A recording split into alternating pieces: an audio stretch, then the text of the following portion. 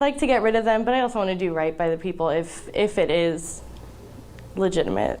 Local resident Carissa Woodworth says she's not applied for unemployment, but in the past week she has received 31 letters from the state's Employment Development Department. The first one that I got was about 10 to 15, and then they kind of trickled down to 5 and 2, and I think we just got our last one a couple days ago. She says each letter is addressed to her household, but they all have different names of people she's never heard of in the past. It's so bizarre, and they're from like different departments. It said the UI department, and then there's the Central Overpayment Department. Now with dozens of letters, Woodworth is worried they could be unemployment checks.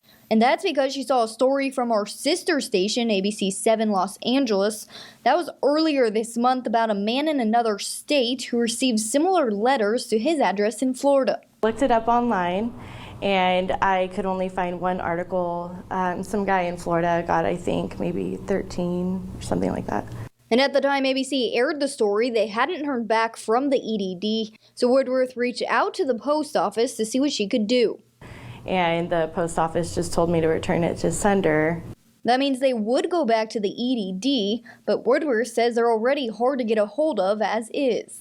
The only problem is it probably would take a really long time, and there's people probably waiting for their checks. And Woodworth says she wants these letters to get back to the people they belong to as soon as possible. So she's hoping there's another way instead of mailing them back to the EDD.